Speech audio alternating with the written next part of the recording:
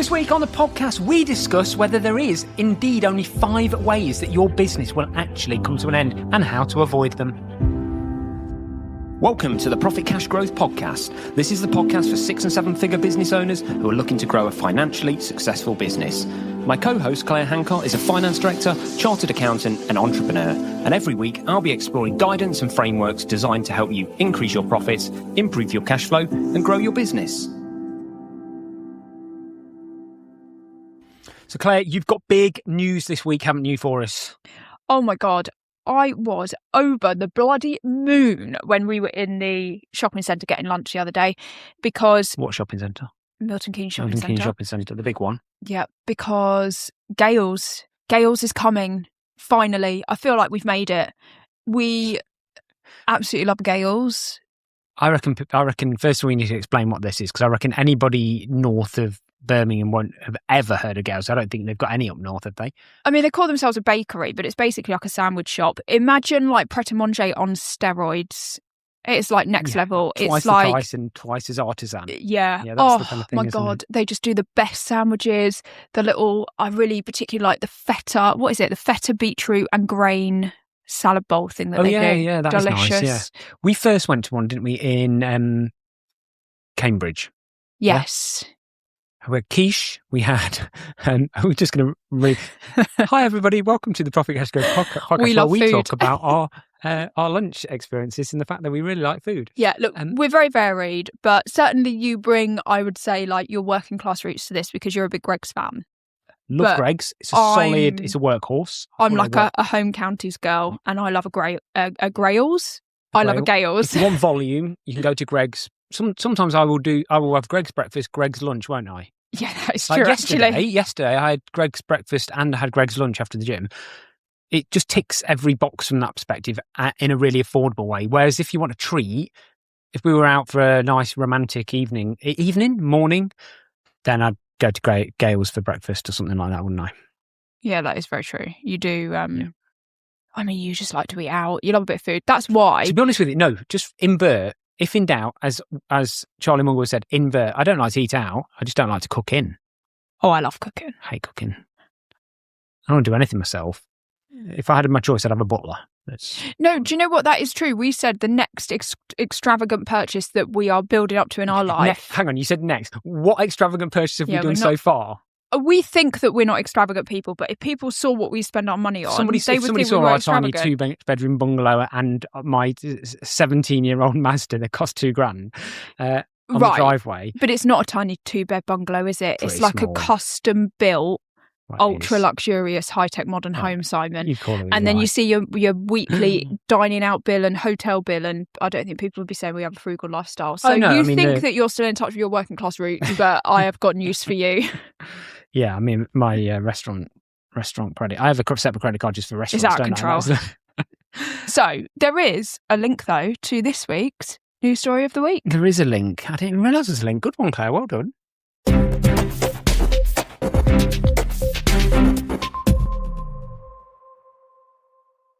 So this week's news story, again, a little bit light on the news, but I'm going for low VAT, no business rates, why UK restaurateurs are eyeing up Germany. And we've heard a lot about this here in the UK about, we already know all of our business taxes, especially our pre-profit taxes are wild. But for hospitality, it's just crippling, isn't it? Because they buy in all their goods, don't they, without VAT. They chop them up, put them on a plate and have to charge VAT with them. So they struggle to claim the VAT back on the goods coming in. They charge them. I don't know. I get a bit tired of this story with hospitality businesses. I think the problem with hospitality business is nothing to do with whether you can claim back or not. It's the fact that consumers don't care that there's VAT on your charges. They don't understand, do they? Yeah, a little bit. They don't understand. The issue is that they're competing with what people can make at home because people, since the Bake Off happened, 15, 20 years ago, and MasterChef and all those sorts of things and Only Scrans and everything you get on YouTube now, people have got really into cooking at home. So the standard that people are making at home is way higher than what it was. And the goods they're buying in the supermarkets generally don't have VAT on them. So they haven't got to... You can go to the supermarket and get avocado, king prawn, smoked salmon like it's nothing. So going out to a restaurant and paying for the stuff that you're now eating at home doesn't feel that special. And when you've got to pay 20% VAT on restaurant prices, consumers don't care that there's VAT on it. They just see the price that they've got to pay and they think, oh, well, I could probably make this at home instead. And that's really, really difficult. And I think that is something that people are not talking about. They keep saying, oh, well, hospitality businesses can't claim any VAT. I don't think that's anything to do with it. I think it's the consumer mentality of comparing, I could do this at home to what I'm paying and what I get out. It doesn't really matter because we can't reduce their electricity and energy costs. We can't reduce their rent and we can't reduce their labour costs. But we could make VAT reduce, couldn't we? Yeah, that's true. So we could knock 10% off the cost of everything for people to make it closer. So I don't disagree that the 20% rate on hospitality is an issue, but it's the logic behind it that I think people are just missing the point when they're saying, but we can't claim any VAT on our ingredients. I think that's nothing to do with it. And I think they just need to drop that because it doesn't make any sense to me. Why doesn't it make any sense? In hospitality, you charge out VAT at 100% of your goods in the vast majority of cases, and you claim in at a fraction of your goods. But if you were, I've got a pen in my hand, I find I'm really pointy at you, aren't I? If you were a B2B business, you wouldn't care about that. Like a bakery, a B2B bakery, you wouldn't care about that. Most of them are not B2B. Because your customers don't care about the VAT. They care about the net price they pay. The issue is that consumers care about the gross price they pay. It's the consumer perception of the price that they're paying that's the issue. It's nothing to do with whether you can claim VAT up front or not. So anyway, that's my rant. But it doesn't really... But the issue isn't that consumers don't want to eat out because these places are rammed. They're all rammed. They're all doing good turnovers. The turnover is not the issue. They just can't. They can't stay alive because they can't make a profit. This is the point, isn't it? I think there's two things. I think they're nervous. I don't know how much market there would be if Nando's went up 20%, for example. I just don't know. No, nobody does. So possibly they need to put the prices up, but they don't feel like consumers would weather it, and that's an economic issue. And they need to put the prices up because labour cost, business rates, and it cost might just of food, be that consumers all of that would weather it. You just don't know. But there's two things hitting hospitality. The VAT is definitely an issue without doubt. If VAT rates were cut, no hospitality business would cut their prices. It would just fall straight to their bottom line. Correct. So keep them open rather than dying. Yeah. So there's an economic issue. Well, you say that, but they will because they will just compete with each other. So one will be a bit more competitive, then another one will be, and it all filters down because ultimately a business doesn't suddenly make twice the profit margin. They just end up making the same profit margin and fighting over it, don't they? It's a race to the bottom in every industry. Yeah. Why are we even talking about this? See this? I've completely lost the plot today. I know that, I can tell. What are we talking about? We're talking about restaurateurs wanting to move to Germany. Right, there we go. We haven't told anybody why yet. No, tell us why, because you've just gone Simon. completely off on one. Because Germany charge 7% VAT instead of 20% VAT, and they don't charge business rates to their hospitality clients. So Germany cut the VAT rate during COVID to 7%. From 19%, which is their normal VAT rate. They then raised it back after COVID to 19%, but they've since cut it back again. And they're having it off. It's the one area... I mean, Germany's economy is in much worse condition than ours. They are in dire straits, but their hospitality world is having it off, apparently. Well, when you think about it, like the business rates and the VAT impact, you're probably going to be what? Like just opening the doors of a restaurant in Germany versus the UK. If you sold exactly the same thing in the UK, you're going to be what? 20% behind? Like you've got 20%, you know, if you're going to sell £100, probably you've got £20 more cost in that, haven't you? Already just with VAT and business rates. So that's 20% off your margin. Like, would any German business, any German hospitality business take 20% less profit? And you let me know this thing the other day when we were looking at Wetherspoons. There's a post on my LinkedIn about it that people are loving. We talked about it on the podcast, didn't we, as well? The Wetherspoons. It was on last week's podcast. Yeah, but about the 900 grand of tax. It was the way of putting it that the average Wetherspoons turns over £2.5 million. 2.6 million. 40% of that is paid over to the government in taxes. Corporation tax, VAT, payroll taxes, everything goes over to the government. 40% of the total money that Wetherspoons takes, and it in a makes single branch. Was it 92k per 62 per branch after, or something after tax? Yeah. So it like just 2% for the business owner, 40% for the government. It's every day you open your doors, how much tax is going to the government, and that just isn't the same in other countries. In Germany, it's not like that. Yes, they have a slightly higher corporation tax in the UK, but I think it's 33% or something in Germany. It's not stonkingly higher compared to here. What's interesting though is that they're saying in Germany that they have genuinely seen like revival of the high street. They said that their high streets are really strong, and they're saying it's actually quite depressing when they come back to the UK and see the UK high streets. They're saying that Germany reminds them of what the UK high streets were 25 years ago. So, and this is because they've tried to revitalise and really focus on it. So it is interesting because I think we are going down this path, and this might well happen because obviously we've already got this like temporary thing going on at the moment, but one of the Andy Burnham things he's talked about is completely getting rid of business rates for hospitality on high street specifically. He's already said that. He said it out of his own mouth literally a few days ago. So it'd be an interesting if he actually said it out of his mouth and it wasn't something he was focused on. But I don't know whether they'll do anything with VAT. But I think they're keen to sort this business rates thing. This seems to be, quite bad PR for them, the whole business rates on high street hospitality. I mean, don't get me wrong, I don't know why high street hospitality deserves it any more than anyone else, but it is what it is, and I think clearly it's an area that's really suffering. So it's so difficult because like I look at like our high street in Leighton Buzzard where we live, and so much effort goes from the council in maintaining that high street and trying to drive footfall to it. To be fair to our local council, they're quite good. They hold a market twice a week. They've put lovely planters. They put new seating areas. They do really maintain the high street and like the cobbles on the high street and all of that kind of stuff. And it's like, actually, if you want to be on that high street and you want to benefit from all of the effort that the council's going to it, should you pay a fair rate for it? If they privatise the high street, how much would you pay to a management company to maintain it? Yeah, you'd pay a chunk of money, wouldn't you? So I don't know, like, obviously I'm very pro-business, and I can see that if you drive people to the high street, there's other benefits because people are more likely to walk, they're more likely to socialise with other people, which brings all these health and social benefits and drives costs down in other areas. So it's a very, very complicated puzzle. Yeah. But there is a cost to maintaining our high streets, and if shops want the luxury of being there, they have to pay something.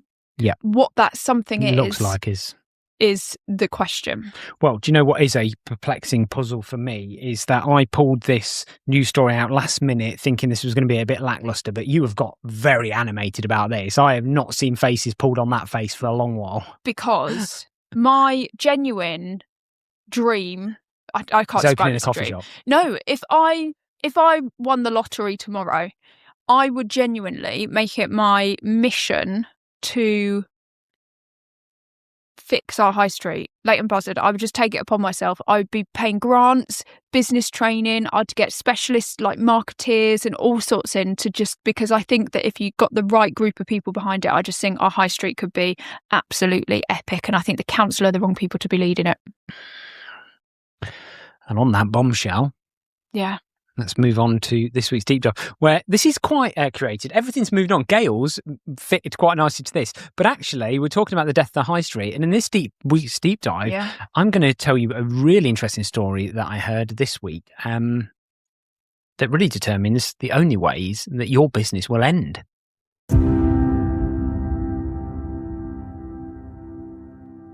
So, Claire, let me tell you where this idea came about. And I quite like this as an idea for the podcast, which is why I put it down and really threw it over to you to then talk about. But I was listening to somebody called Morgan Housel the other day who wrote a book, a very, very famous book called The Psychology of Money. And he has a podcast and he's a bit philosophical, and I just love listening to his warblings. But one of the things that he said that got me thinking, I just wonder whether you agree with this, first of all, before I talk about it. But he said he often talks about success and failure. And he often talks about that thing about, I try not to work out what will make me successful. What I try and do is work out the things that will never change and have never changed. So it's this thing is what's always stayed the same. So therefore what is predictable. And one of the things he said is that, and he was talking about business in this particular instance, that it's very difficult for any business to tell you how or why they became successful succinctly, because there is a million nuances to how a business's journey goes from nothing to success. And some of the examples he gave could be down to the quality of the people and the management team. It could be to do with the fact that they got investor capital. It could be to do with the fact they had a really good business coach. It could be the fact they signed a certain contract at exactly the right day. Could be a headwind from the economy. It's so nuanced that you can't really pin it down to what is the overall driver of success. But when it comes to a business failing, they tend to fall into only a tiny handful of the same reasons. And I just thought he's quite right about this in every aspect of life, actually. He always says, this is one of my most favourite things that he says the same thing, which he says, things always grow. Good things happen really slowly. Bad things always happen instantly. And it's really interesting when you think about trying to apply it to those things, and how right that analogy is. But I know you wanted to say something on the store.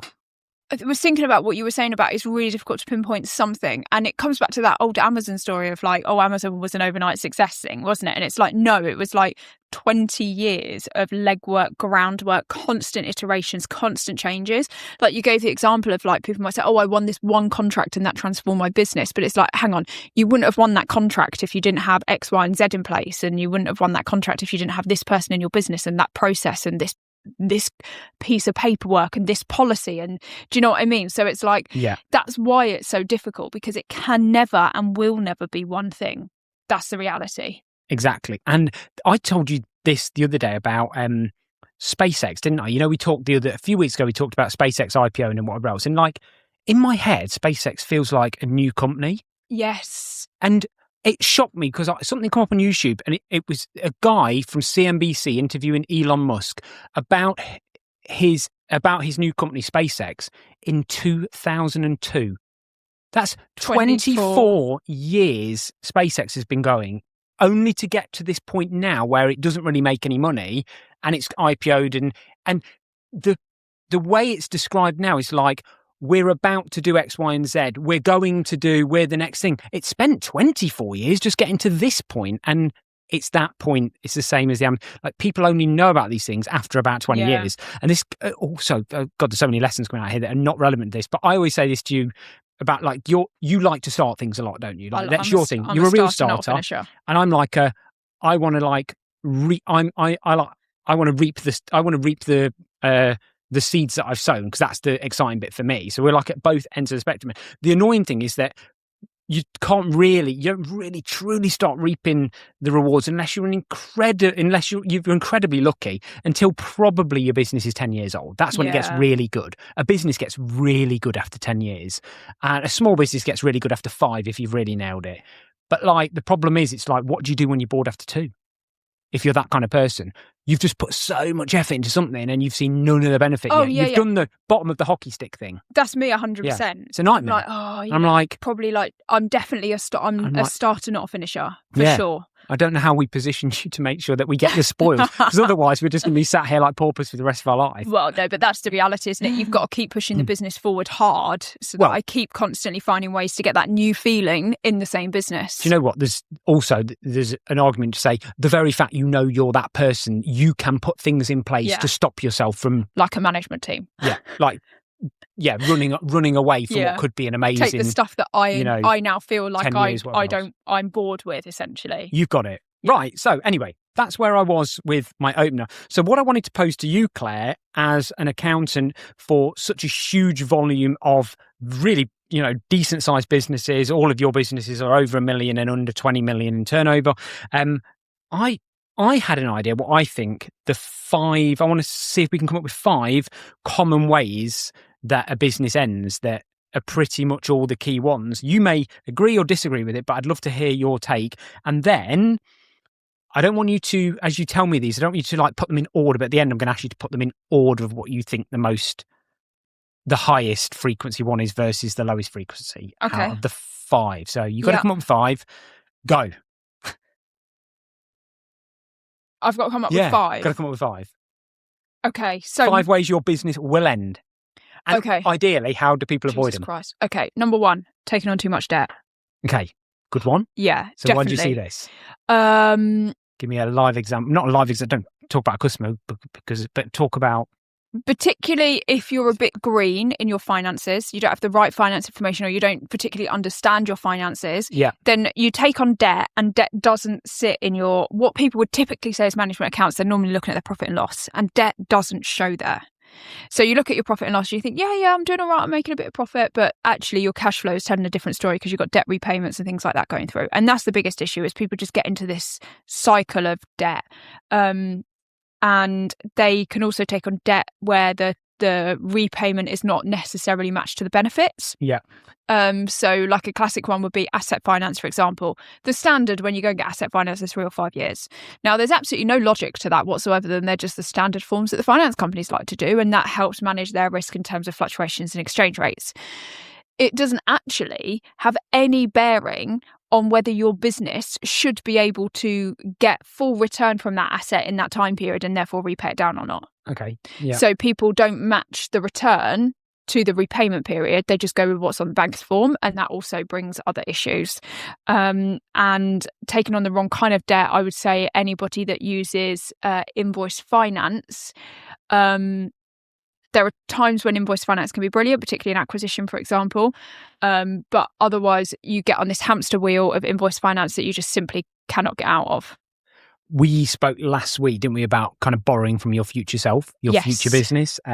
Slightly different situation, but like that's what you're doing with invoice finance. You're borrowing from your future self. Exactly. That's why it made me think of it. What would you so if it was going to kill your business? How much debt is too much debt, in your opinion? There is no such thing as too much. It completely depends on the business, how certain your incomes are, how certain your business model is to be maintained, why you're borrowing. All of those things need to go into it. There is literally no right or wrong answer. So what kills the business that is down to debt? Is the debt recalled and you can't pay it for any? Is it something to do with covenants? Is it to do with not being able to refinance it? Not matching the repayments to the returns. Okay. So if something's going to, like you buy... killing your cash flow because your repayments are more than your business can... The repayments are more than the profit that the asset generates in that time period. So, a classic one, we work with quite a few self-storage businesses. Yeah. And that self-storage business, those assets are going to be utilised probably for somewhere between 10 to 15, maybe 20 years if they're maintained well. Repayments are 5 years. Yeah. So that's always going to stress the cash flow, isn't it? Because you're trying to pay... You've got 20 years of potential profits, and you're trying to repay everything within 5 years. So you're probably going to pay more than those assets generate in that initial period, in that initial 5 years. But from year 6 onwards, it's going to be brilliant. Happy days if you get there. If you get there. Okay. Yeah. How, obviously in the consumer world, there's so many kind of like safety nets and things like that. So my question would be in the business world, how have they been given more debt than their business could serve? Is there no? Be careful about what I say why would a bank want to lose all their money and not get repaid? Like banks are pretty difficult to get the debt, isn't it, in the first place? No. Now, bear in mind that providing false information to the bank is fraud, but provide a forecast to the bank. What's a forecast? It's like a crystal ball, isn't it? You can put what you want in a forecast. What is the use of a bank actually asking for a forecast? Do you know what I mean? They'll look at your historical accounts, but 9 times out of 10, they're 12 plus months out of date. Presumably it goes to an underwriter, and if it looks so stupid, they'll knock it out. But they, most small business loans are based off computer work and a non-educated business person, as in like somebody who has got an economics degree or something like that, not real world experience, saying yes or no to it. So this is a bit like on Dragon's Den when somebody said, I made 200 grand profit this year, my forecast for next year is $1 million and the forecast for the year after is 3 million. I am working with a business where we've had conversations about, are you opening your doors tomorrow or not? That is how bad it is. And they got a loan. They didn't lie about anything. They were just very selective about the information that was shared because they shared only exactly what was asked for. And they got a 6-figure loan at the time that we were not sure whether they would be surviving the next day.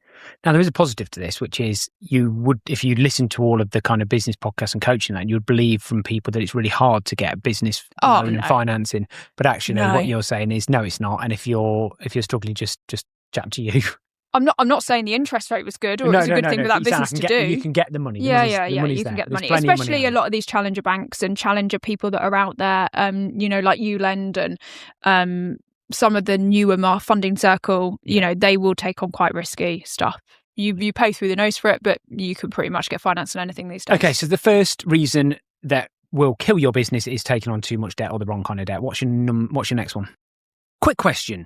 Do you trust the numbers your accountant sends you? Or in fact, are they even sending you what you need at all? If your business turns over £1 million or more, you're already in the top 10% of UK companies. But here's the problem. Most accountants are built for the other 90%. They're built for compliance, not for businesses making big decisions on tight margins. So if you've stopped trusting your numbers enough to make confident decisions, head over to profitcashgrowth.com and book a discovery call. Let's get your business back in the room with people who actually understand it. I would say over-reliance on a customer or a contract. Yeah. So, for example, too much revenue sitting with one customer and you lose that customer overnight, something like that happens. That's very, very common, unfortunately. In fact, you have lost people in your business because of that. I mean, often these are people that their one customer is the government. Yeah. Government changes its policy and the business is gone. But also, people get caught out in this one with connected supply chain. Yeah. So a classic example of this is, construction, but also for example, a company I used to work at, the very end customer would be somebody a big blue chip like Walker's, Thames Water, somebody like that. They would go out to the marketplace and put hundreds of different contracts or hundreds of different purchases. By the time it's filtered down through several layers of the supply chain. So you think that your customer is customer X and you think you've got another customer Y, and they're not connected. Both of those happen to be serving Thames Water at the very end, for example. And that happens a lot. Connected supply chain, and you don't realise that the end customer is actually the same. So you think that the customers have got different names. So you think I'm safe here because this customer and this customer are not connected. But actually, when you look at what's happening in the bigger picture, they are. Yeah. And one player in the supply chain goes down and takes out a lot of people underneath it. And that's very common in construction. But anything where there's projects, so any sort of big industrial projects, manufacturing plants, all of that kind of stuff, that's where that happens a lot. Okay. Over-reliance on one customer, one contract. Yes. Number 3, what's your third? Over trading, I would say. Okay. So losing control of growth. It is possible to grow too quickly. Yeah.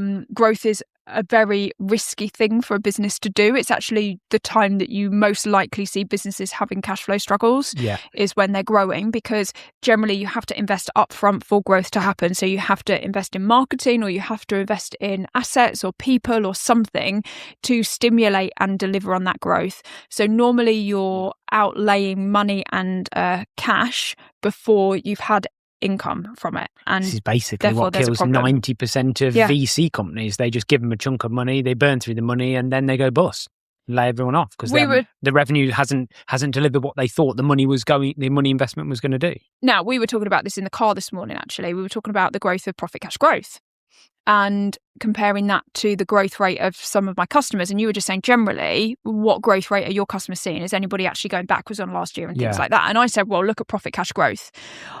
We have not had the year that we would have wanted to have had, for sure. It's definitely difficult economic times. There's customers coming in. But when you look at our accounts, we've had a stonking year because it's the full year impact of the customers that I signed partway through last year. So last year, a customer signed in July. They only have 6 months worth of impact on my accounts, but now they're in this year for the full year. So that can catch people out as well. They look and they're like, oh my God, this year's going really, really well. No, it's taken on no new just the full year impact. Yeah. And so that can catch people out as well if you don't really understand your growth. Cool. So overtrading, losing control of growth. Next one, number 4. Would be probably poor financial visibility. Okay. So meaning that people actually can't make smart decisions because a lot of what they're doing has been made off of gut or what they think is happening, not what is actually happening. So making sure that you properly understand what's driving your growth.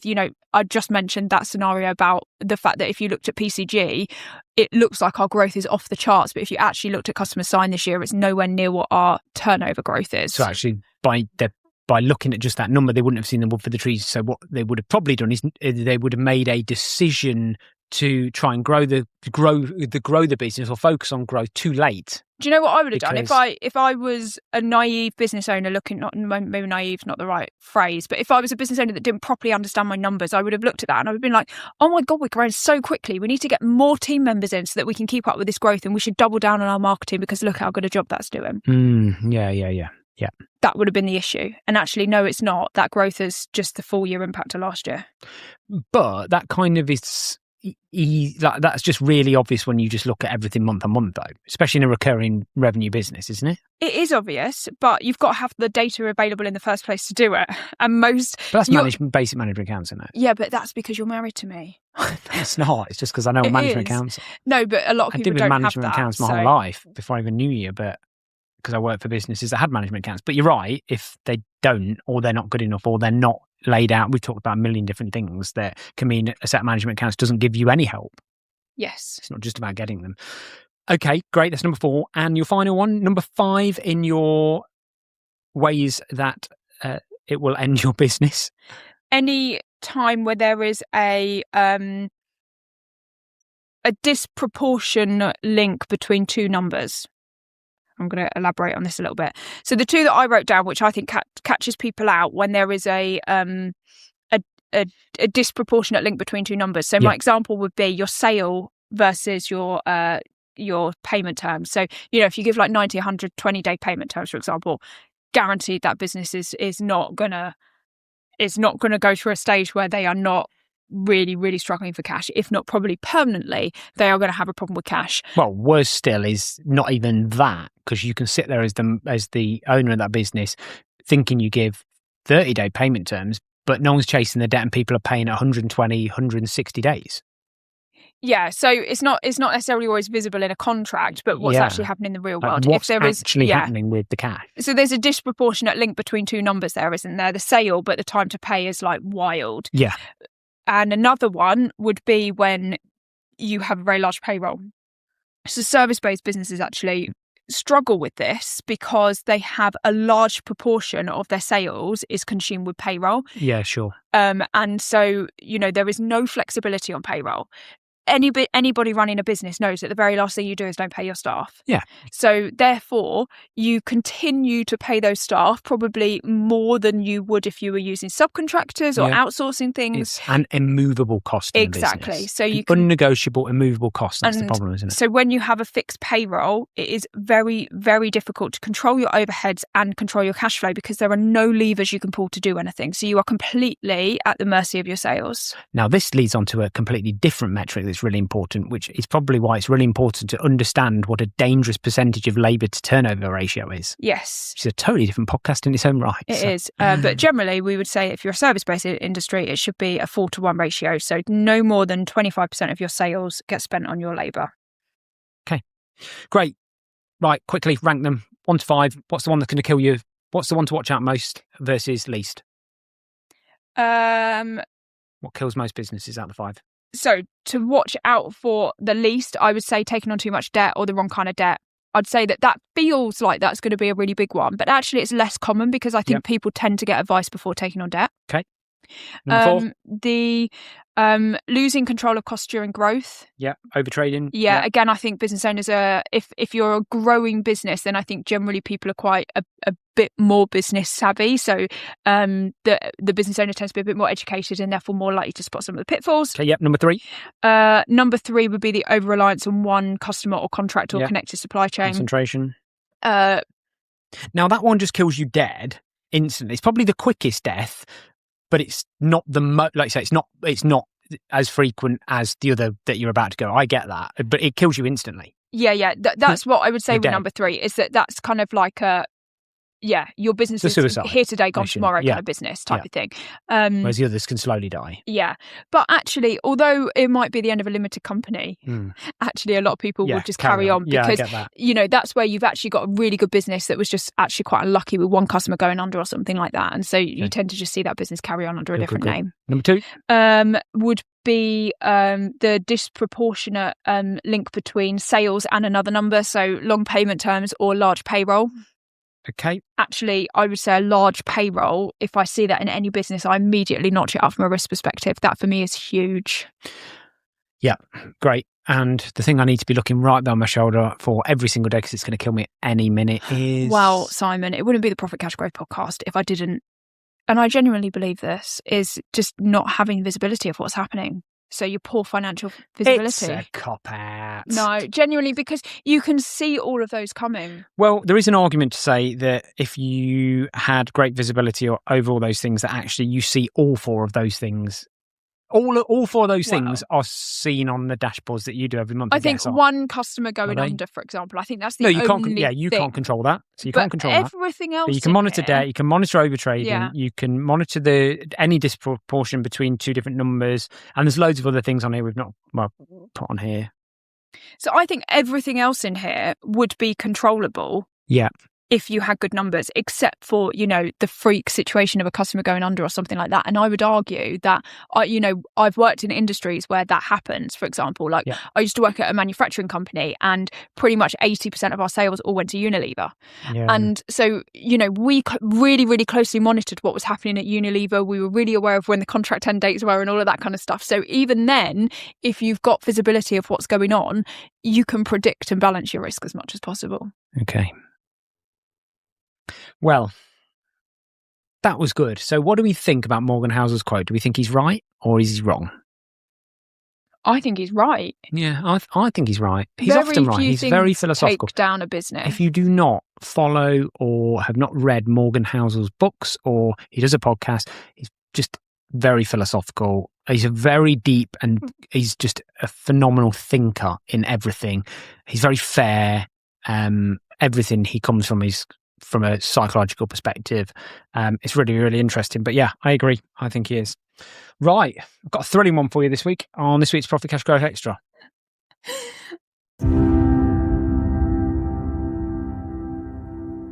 Go on then.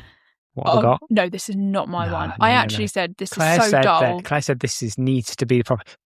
You were I nearly said wet for my mouse mat. You were dribbling over my mouse mat when you walked in. I actually wasn't. Tell people the truth. No, basically, so we basically have really scratchy desks in Profit Cash Growth. My desk is like, my mouse is just like the noisiest thing ever, and it does my head in. So God knows what it does to the rest of the team. But so I was like, Claire, have you got a mouse mat? And you were like, it's not the 90s. What do you mean? I'm like, yeah, but I need one. And you had a look and you didn't have one. So I went to order one on Amazon, and instead of getting like just a mouse mat the size of a mouse, they do these like massive desk mats that look like a big leather mat. So I've got this like 60 centimetre by 40 centimetre whole desk mat. My laptop, my mouse and everything sits on, and it was only $9.99, and it's lovely. So my Profit Cash Growth Extra this week is get a really large desk mat / writing mat / mouse mat. It's good for writing on as well, because it means now you can sign documents and things like that. It's got so many uses. So that is my Profit Cash Growth Extra. Summarise your excitement in one word, Claire. I mean, it's so dull, I've fallen asleep. That's not one word. Dull. Okay. Well, to everybody else out there, that's my dull Profit Cash Growth Extra. But I bet you're all going to run out there and get one. Anyway, as always, if you feel like you might have outgrown your current accountant, you need to get in touch with Claire and the team at Profit Cash Growth, profitcashgrowth.com. Book a discovery call. Claire's phone is always ready to be picked up, isn't it, Claire? Yes. Apart from between the hours of 9 and 5, Monday to Friday. Yeah, see, because I'm so busy, you can't get me there, and you have to get me at weekends and evenings. If you can get a slot, honestly, get on the wait list, because there seems to be a little bit...